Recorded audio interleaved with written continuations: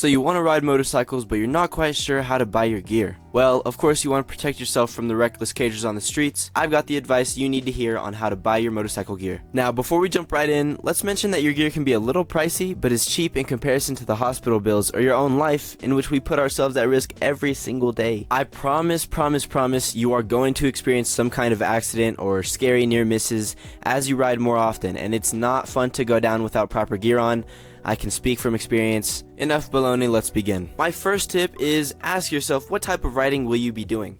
If you're just starting out but you want those long rides and cruises to Sturgis and back, you're going to suit up differently than you would on an occasional stroll through town. There's quite a lot of gear that is geared more towards cruising as there is for sport racing and casual riding. The casual rider would most likely be looking for a textile, mesh, or leather motorcycle jacket, some abrasion tested riding pants, some casual riding shoes with a steel toe and heel, ankle reinforcements, CE certified street riding gloves, and a full face helmet. The different kinds of gear and levels of gear is totally up to you on how seriously you take your safety. I believe everyone should ride how they feel most comfortable, but I will always strongly recommend you to wear a helmet. You want your gear to be high quality, abrasion tested, CE certified, as well as your ECE 22.06 certification on your helmet. Some additional gear could be a wearable airbag. They don't come at a cheap price point, but Climb has some for about $400. There are cheap ones that are inflated and some that inflate as impact is detected. The autonomous airbags do have to be reserviced by the manufacturer, like Alpine Stars, where you contact them via their website, but there are some that you can get for cheap that you pre-inflate. I don't know, I just could not be riding around looking like a hot air balloon. My next tip is to have a comfortable but tight fit.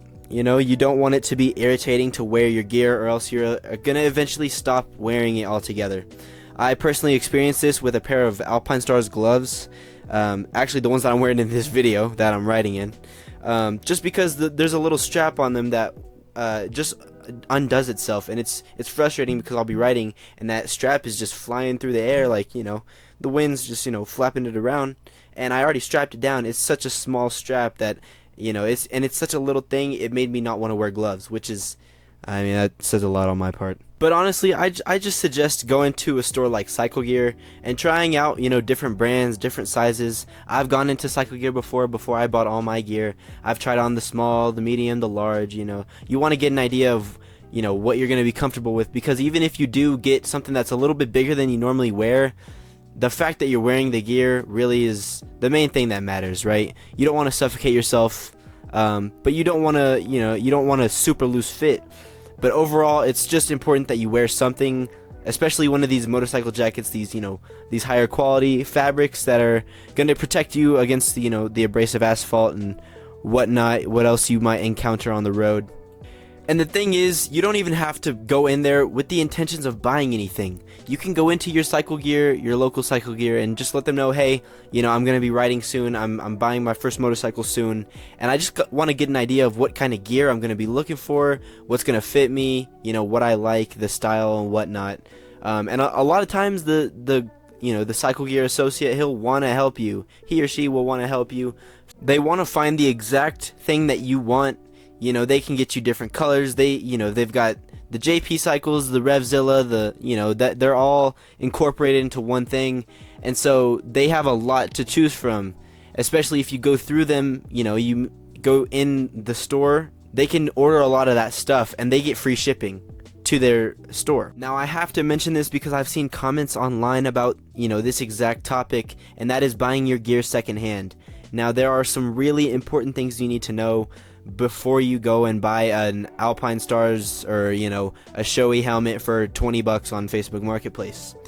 So, you know, it's different for each piece of gear, but if you're looking for a helmet, which is the most common thing, helmets and jackets, you want to check your liner, especially in the helmet, right? So when you're taking a look at this helmet, you got to know what you're looking for. So in the casing of the helmet, there is actually, I believe it's Revzilla, that has a whole website a whole page that's dedicated to the anatomy of a motorcycle helmet. And so what a lot of people don't know is that inside the helmet, underneath the padding, there's actually an EPS liner. And if you're familiar with bicycle helmets, that's all that bicycle helmets get is an EPS liner. So that EPS liner is kind of like it's almost like styrofoam. It's a lot better than styrofoam, but it kind of looks and feels like styrofoam. You want to take out your padding of this helmet that you're looking at and check and see if there's any cracks, any damage to it, any missing parts of your EPS liner.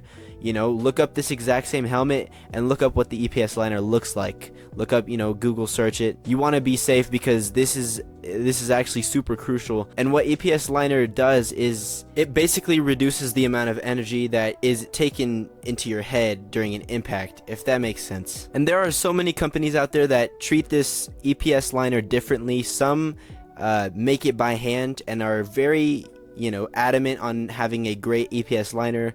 The first brand that comes to mind is Arai. They have a whole page on their website dedicated to their EPS liner and how complex they've made it, and, you know, for the safety of riders. And there are some companies that might not take it too seriously. Rock.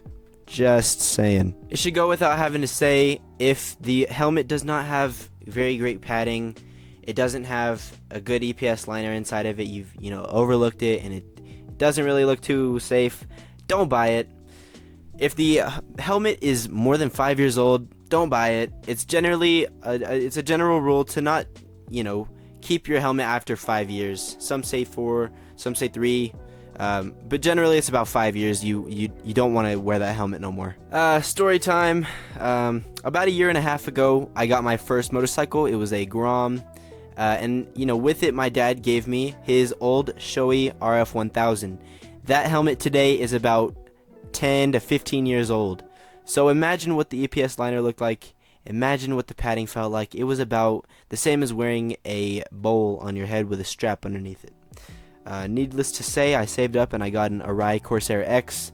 Arai is an amazing company. I will always root for them. But, you know, as a beginner, if you want to stay a little cheap, my next suggestion would be KYT or AGV. And I actually had 3 tips for this video, but in this second tip, we basically went over all of it. It was just to know what you're wearing and to know its MFG date, right? Its manufactured date. So if you don't know, in your helmet and in some of your other gear, there will be a date for when you should probably replace it. Well, a date for when it was manufactured. And so, you know, you calculate, you know, 5 years in advance. That's when you should probably replace it. Not so much necessary for other things, but if your other gear has padding in it, you know, you might want to swap out some of that padding or just buy a new jacket in general. After a few years, you should have some money saved up, you know, if you make it a priority. But with that being said, that we've pretty much covered all tracks on, you know, what you need to know before you buy your gear, you know, and some tips before you finally buy your gear. I'm gonna say subscribe, and that button down below should light up. Go ahead and go back 10 seconds and listen to that. Watch it happen again. Subscribe, that's right.